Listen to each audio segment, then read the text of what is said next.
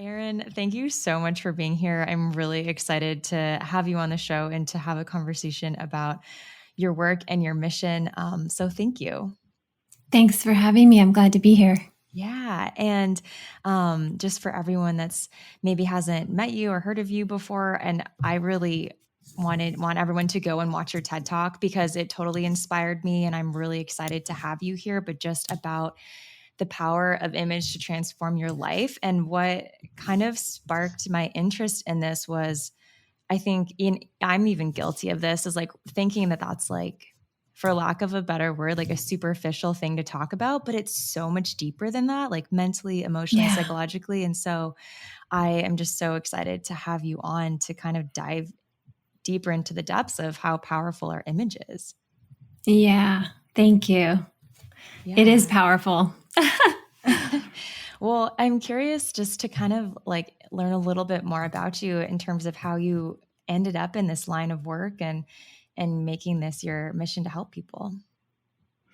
Okay. Well, yeah. And I think you'll probably cover this in the intro, but just so listeners know, I'm a style coach and I guide women. Mostly I do work with some men, but I guide women to create authentic style from head to toe that helps them make the impact they want to make, attract the people and opportunities they want to attract, and most importantly, feel the way they want to feel. So that's what I do in a nutshell. And how I got into this was sort of a long, gradual, I don't know, I think it was just fate, destiny. I was born to a woman who's very glamorous and was discipling me in the ways of glamour as I grew up. But then I had to have my own journey of figuring out the balance in that. Like, I'm not going to put all my security in my looks. You know, I want to be a person of depth and kindness and mission.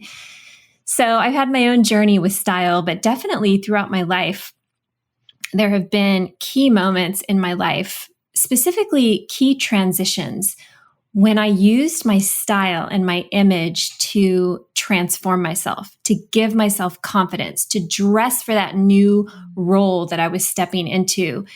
And just to kind of give you like a little flashpoint of what those times were, I share one in my TED Talk, which was in middle school, going from like a really clueless fashion, kind of nerd to evolving into a little bit of a glamorous, high schooler from middle school to high school. And that really changed my life. And I kind of couldn't believe how much changing my style had changed my life. And I thought, wow, there's something to this. And then later in life, I kind of transformed to this Silicon Valley businesswoman. And I was running my own business and presenting in boardrooms and larger companies. And so I transformed myself for that. So, I had like a series of transformations later on in my early 30s. I started a band in Los Angeles. So I transformed to kind of like a more glamorous pop style. And that was really fun. And that style was kind of like a secret weapon to give me confidence to step into that role and to step on stage and to be in front of people. So it was just a series of things like that. But ultimately what happened was I married a guy whose mother is an image consultant and author and kind of one of the pioneers in our field. So really, that's how I discovered there was a career in personal styling, image consulting. Yeah. And that's where I started my journey. Oh my gosh, that's beautiful that you had the influence from basically like both of the kind of mother figures involved in your life now. Yeah. Isn't that funny? Yeah. And like it's so amazing, just on a side note, that there's so many different careers that we don't even know exist until we find that one person who's doing the thing that's like meant for you. It's really cool to have that. I know. So you were talking about like when you were joining the band, it's like almost as though you're kind of stepping into a persona that then like leads you into being able to fully become that person, like through how you're presenting yourself. Yeah, it was so interesting because I'd been in Silicon Valley and working with a lot of tech companies. I was a graphic designer, is what I studied in college. And so I was definitely more low key with my style. Then we moved to Los Angeles to kind of pursue our art dreams, which was film and then music. And I knew that I wanted to get after my music, not as like a career, but just as like a really fun, engaged hobby. And I felt afraid. I mean, it was a lot of the goals we face in our lives are scary. You know, we want to do it, but we're scared. So part of me stepping into that, among other things, you know, I wrote music, I created CDs, I auditioned band members. I basically created this whole band and I styled the whole band.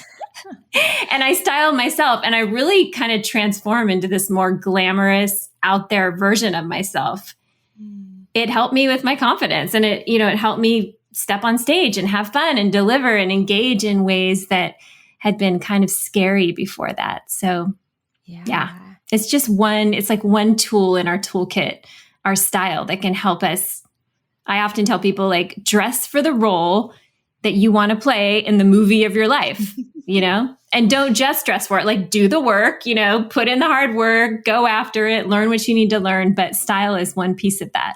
Yeah. Okay. Well, what do you think is, as you were talking, I'm thinking, like, why do you think people get into, I would say, like, these ruts? Like, I know I do it, where it's like, you, especially in the past couple of years when most of us are working from home, but like, how do we get into these ruts where we don't, like, kind of step out onto those edges? Yeah. How do we get in ruts? I think we just get often kind of just caught up with life. Life is full, there's different times in our life, whether we become a parent and we're just like giving everything to our kids and we've got careers. I do work with a lot of people women specifically, who've kind of put themselves on the back burner. And I think when we're younger, like maybe 20s and 30s, we can kind of get away with doing like the same old things that we did. The same techniques, the makeup, the hair, the wardrobe.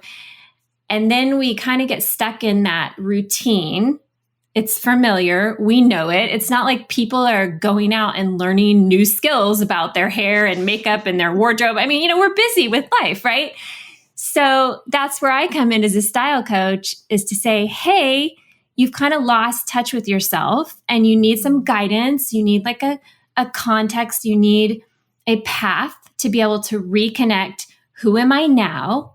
What do I want for my life? What kind of impact do I want to make? And how can my style and my image serve me?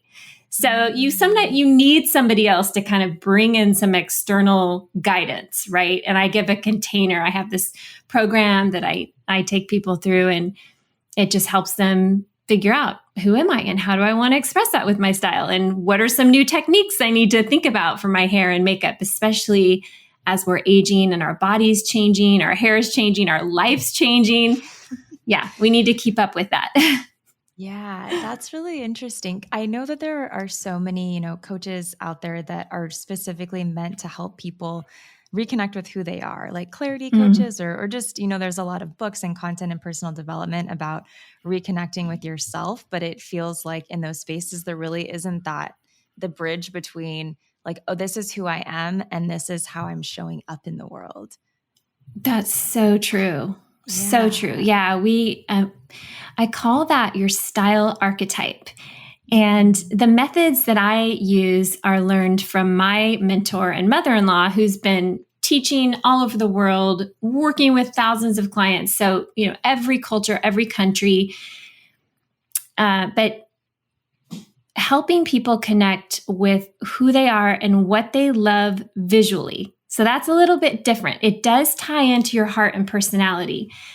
But I take my clients through a process called the favorites exercise. And if you were going to do this exercise, you would find like 5 to 7 images, pictures. You might go on Pinterest from art, nature, architecture, exteriors, interiors, not fashion, just all those other things.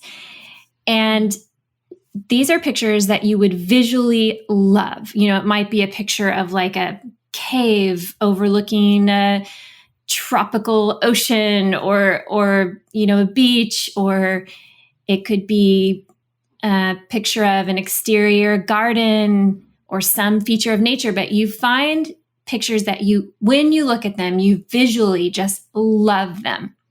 And then you describe what is it you love about those images. And you might say like the grandeur, the awe, the drama, or somebody else might say the stillness, the quiet, the shimmer, the orderliness, the modern qualities, or the traditional, so you sort of get all these adjectives about the qualities you love in these favorite images. And then oftentimes those qualities actually kind of reveal aspects of the heart and the personality. So they go from visual into the personality. You might say, like, if they're really drawn to like orderly visuals, they probably have that in their nature. And so now as a style coach, I help people translate that into their style so that when they get dressed, they pick their accessories or they're shopping for accessories, they know the qualities that make them feel alive visually, the things that bring them joy visually, and how to bring that into our style, because it really brings a lot of joy and satisfaction, but it also helps us communicate who we are authentically to the world. Does that make sense? Oh, totally. That is such a fascinating activity. And It's I love fascinating. that you're like, and part of it is taking this picture and everyone might look at it a different way and then asking like the adjectives. I think that's so powerful. I'm already like, what images would I pull up? Yes, make a Pinterest board. Anybody who's listening, make a Pinterest board and call it my visual favorites. And just start collecting images of things that when you see them, you just go, oh, I love that. And it's not so much a sentimental feeling like pictures of your dog. It's not like I went on a vacation there and I loved it. It's just more the visual just makes you feel alive. Start to collect that. And you're going to start to have a visual journal and specifically, make a note of like, what do you love about it? Those qualities. You want to surround yourself with those things in your life visually. Your wardrobe, your home, your garden. You can start to bring those things into your life. Hey there. If you love listening to podcasts, you are going to love Audible. With Audible, you can listen to the newest books on demand. This past year, I started listening to Audible all of the time. I mean, even when I'm working out. My personal favorite was Green Lights by Matthew McConaughey, where he narrates the entire thing himself. It was like having story hour with Matthew McConaughey. And right now, you can get an entire month for free. Simply head over to kirstentrammell.com/audible to start listening today. And don't worry, you can cancel at any time. Again, that's KIRSTENTRAMMELL.com/AUDIBLE. I hope you enjoy. Now let's get back to this week's episode. I actually have a friend who and she's very artistic and eccentric, and she's always dressed like incredibly, and she has such a distinctive style. And I was talking to her about it, and she's like, I feel like for me, like how I dress is an expression of art. Like it's an art form, which I can change. And it's like something that lives on me. And for her, that was like just so true.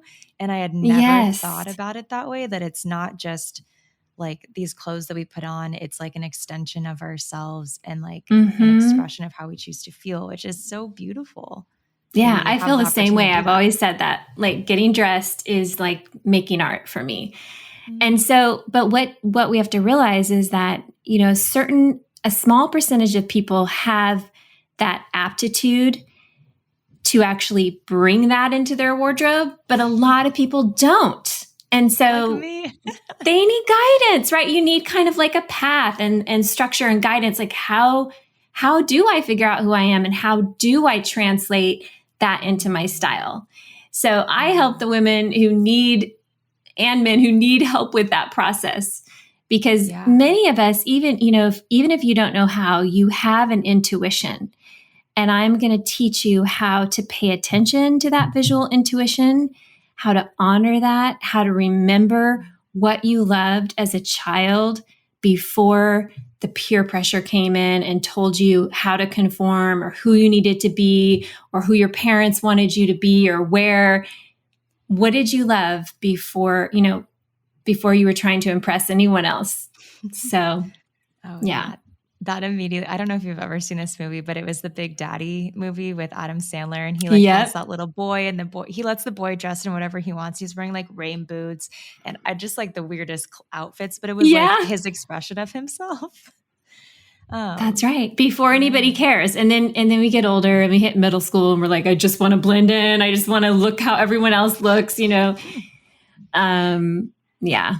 Yeah. So I guess in terms of that, like how would you recommend, let's say someone does authentically have a style that is unique or isn't like totally trendy or whatever have you, like to be comfortable dressing in that fashion? Yeah. I teach my clients how to create visual harmony with themselves. So no matter what you want to wear, there's a way to create harmonies with the colors you put together, the shapes, the lines, your body type, what balances. So there are all kinds of techniques that I teach for creating visual harmony. So once you find your unique style, however eccentric or unique or maybe totally classic, whatever it is, you can create that in a way that's harmonious. Now, what if you're a person that you're like, I want to create tension. I want to make people, I want to challenge them. Well, then you might not want to, but that's pretty unusual. Create visual harmony. And there are people like that. They're like, no, I'm out of the box. I'm going to color out of the box. I want to make you think twice. I don't want you to know who I am exactly when you see me. I'm going to, sort of make you figure me out. So there's always the exceptions, but generally it's learning how to create visual harmony with the way you put yourself together: hair, makeup, wardrobe, grooming. Yeah. Right away, I think of Lady Gaga when you're like outside of the box. I mean, she's not as much as anymore, but there was that period of time and it was interesting because that totally captivated the audience of like the world and pulled people into her to then like hear her music. So I think that for some people, maybe that might be listening or wondering like, why does this matter?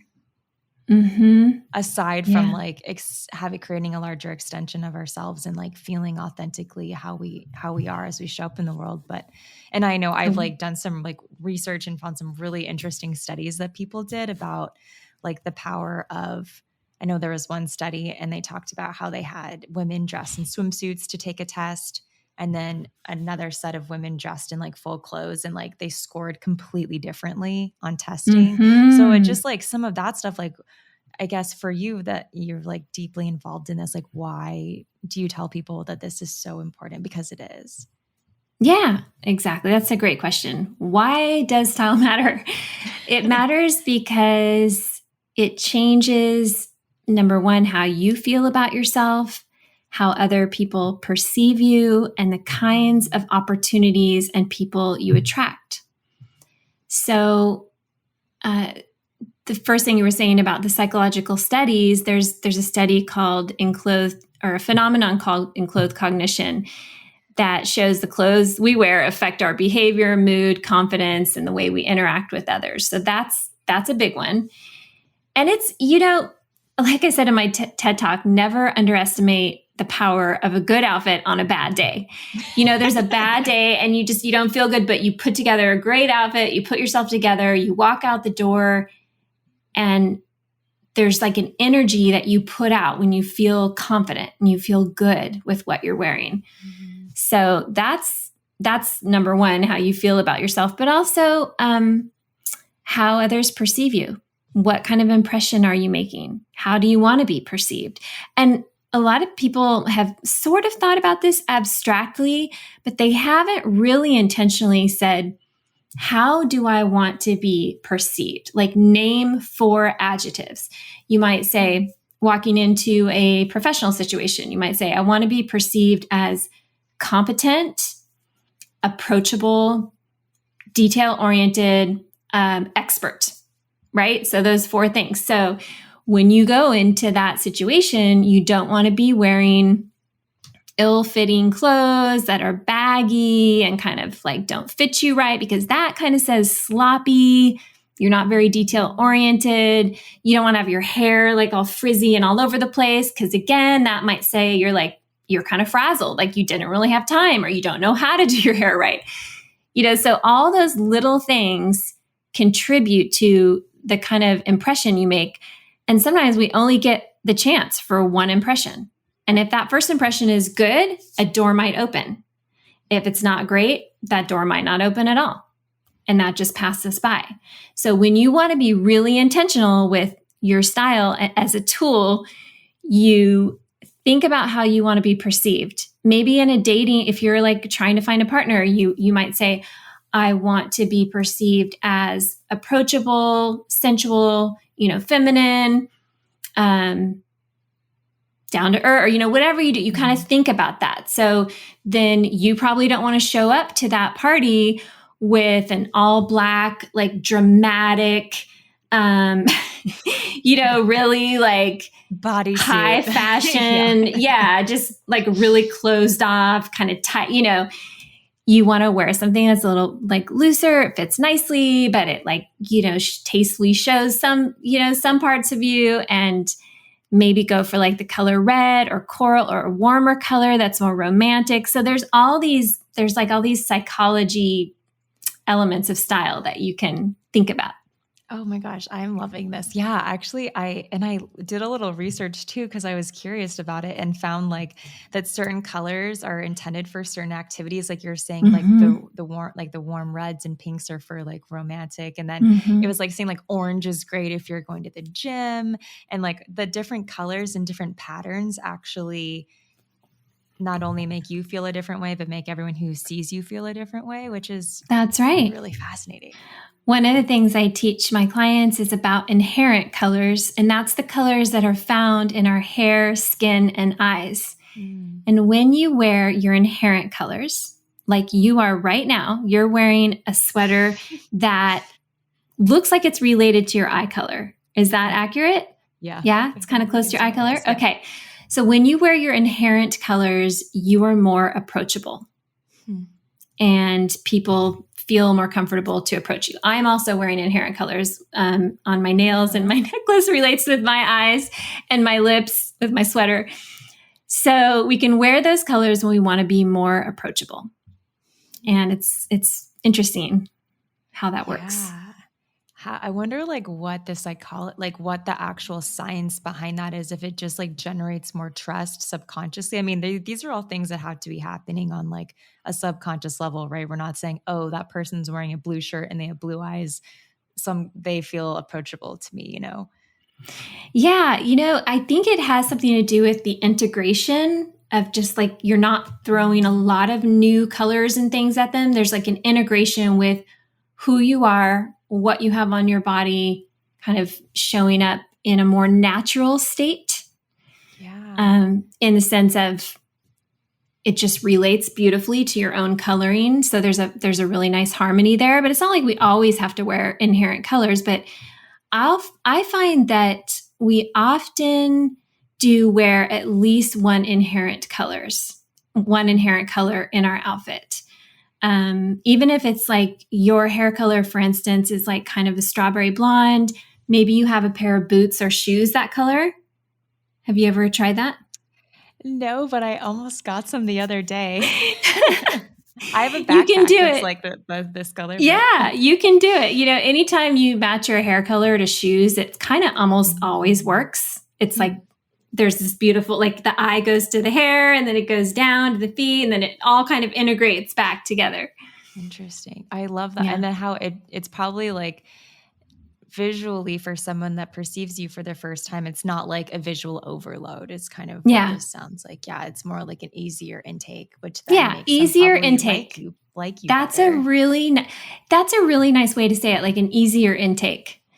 And there might be times when you might want to come on stronger and not quite so approachable. So you might wear a more formal color, like a black or really bright colors, that are a little more dominant.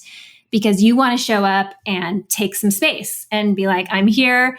Maybe you're speaking in a group setting or on stage and you want to really pop. So you can definitely use color for that. Yeah. And I remember in your TED Talk, you actually talked about how the image has such an impact on your inner narrative. And I'm curious, like, what, from working with all of your clients, what you've seen, kind of how that shifts for them. Yeah. I recently had a client send me a picture of just her hand with a giant diamond ring on her ring finger. And she said, and she had been single. I think she was in her 30s, had been just like really looking for a life partner. And she went through my style coaching program and we worked together. And she told me, she said, thank you so much for helping me find my authentic style and step out in that confidently. She just said, I just had so much more confidence. And then when I started dating this guy, I felt great about myself. Every time we went out, people were constantly, complimenting me on my outfits and my look. And he was like, are you paying people to say this? I mean, she just was getting such great feedback. And she just felt like this inner, yes, because of what other people were saying, but also just because of how she felt. She knew this is what works on me and this is why it works. This is my style archetype. I know how to express myself in a way that's authentic and beautiful and harmonious. And it actually really helped her accomplish one of her big goals, which was to, find this relationship, date. She got engaged. She was super excited and she wanted to thank me for that because her style, how she felt about herself and put herself together was a part of that. Wow. So you just can't underestimate how it's not, I tell people, you can't just fix your outside and be good on the inside. It's not just about the outside, obviously. You got to do the work. You need to do the inner work on yourself. But then I say to my clients, I want to help you take all that good work you've done on the inside and reflect it on the outside. So people know who you are, all you have to offer. When you show up, you are seen. You are relevant. You are not irrelevant. You're not sort of disregarded because you're just so unremarkable and you're not showing up, in a way that is authentic and powerful. It definitely can affect the inner narrative. That is such a beautiful story. And I'm curious and from all of the people that come to work with you and that are they finally recognize, I would like to change things about myself. What is their main, you talked about how this client's goal was to call in a healthy relationship with someone. And what are usually the reasons why people come to a point where they're like, I need help? Yeah. People just realize, I don't know how to do this very well. And I don't love what I see when I look in the mirror. I know that I could put a version of myself out there that's so much stronger, but I don't have the skills.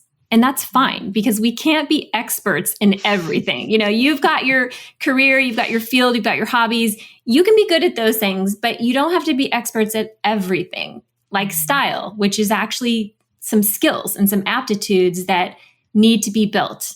I was lucky enough to be born to a mom who, really taught me the ways of style growing up. So I learned a lot from her, but that's not the case for a lot of people. Or maybe their caregivers taught them a version of style that turns out not to be serving them or authentic for them. Maybe their mom just wanted them to be so normal and average and never stand out. But the person was like, no, I'm dramatic. I like to stand out. I like to, Yeah. Or the other way around, a little bit like my experience. My mom's so wonderful, but she's bedazzles everything. She's super glamorous and glitzy. And she was always trying to make me more, glitzy than I am. And I had to find my own path there. But people come to a style coach because they know something's not working and they want to figure it out. And they're wisely taking some proactive steps to get the skills and the guidance they need. Yeah. Oh, I love it. Um, well, one of the things that I was curious about is you kind of talked a little bit about, or I've been thinking about how you can like really align your image with like your purpose and your mission. So Mhm. it's not just like, this is who I am, but it's also like, and this is, I don't know if like what I stand for is the right words to use, but like something like that. Like, this is what my mission is. That's right. I think it's a great question. And that's the early work that I take my clients through is what are your big picture goals? Like we actually do a vision board. What do you want to attract into your life? What is your mission? What is your purpose? How do you want to be perceived to serve your purpose? And so you might find that your style is something you've kind of gone with because that's what you knew growing up, or you just kind of hung out with those kinds of people, but then you're still wearing that style. You're in a new situation or you have a mission and you might realize that, oh, this style is actually not serving my goals. And so you want to find a style that has like authenticity so it feels like you, but it also serves your goals. And there's a way to do that. I think I shared a story about that with one of the guys in my TED Talk. When he was just like wearing just like tattered jeans and baggy jeans and loose t-shirts, and he actually is an amazing guy, but he just looked like this little like wallflower with like really kind of olden glasses. And then he started liking this woman who he was single, who was really dynamic. She was quite a leader, very charismatic, and he had been in a background job, doing like sound production and things like that for like a larger production. And after he had his transformation with style and we worked together, he really, like, his look was much more aligned with who he is as a person and his goals. It was still creative and artistic, but it fit right. The glasses were current, his hairstyle was current. And after that transformation, his whole life changed. He got serious with the woman, actually got engaged, got married, and they're still going strong. And he got a major promotion in his job where he was actually in front of large audiences and people. So, Wow. yeah. That's incredible. Yeah, you want to get it aligned with your goals. Yeah.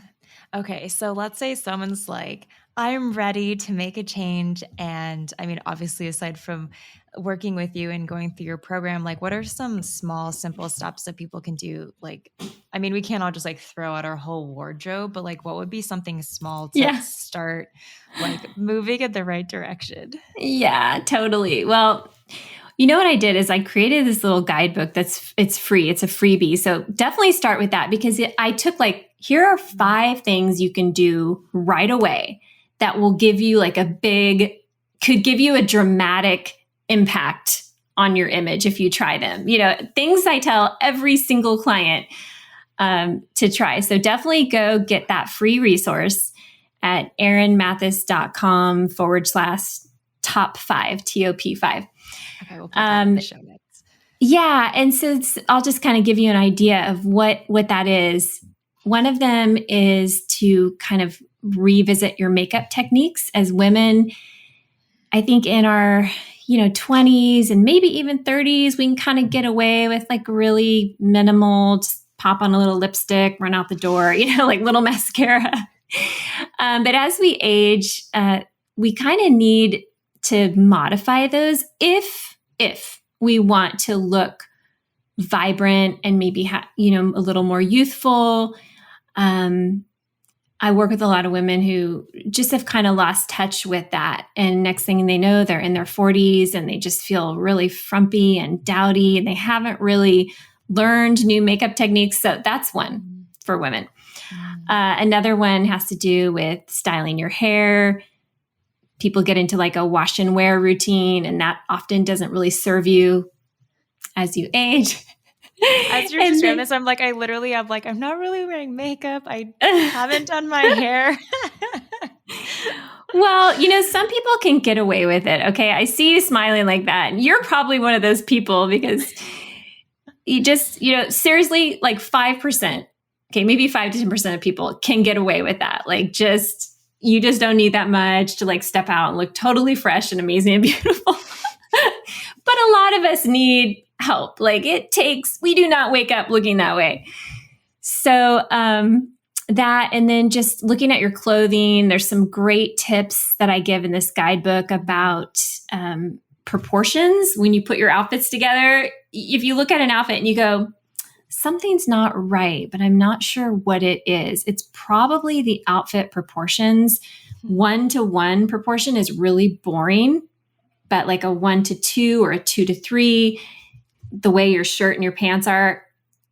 And I give some visual examples of that. So get your hands on that guidebook because I actually show you like, here's the before with the boring 1-to-1 and here's the after. And it's such a little tip, but there's a bunch of little tips and techniques that when you try them out, they actually can really freshen things up without having to go out and buy a bunch of new stuff necessarily. Yeah. Oh my gosh. I can't wait to look at this. And I'm already thinking like the 1-to-1. I just think of when I see women that are wearing like shorts that go down to their knees and like their shirt is like probably the exact same length as their shorts are.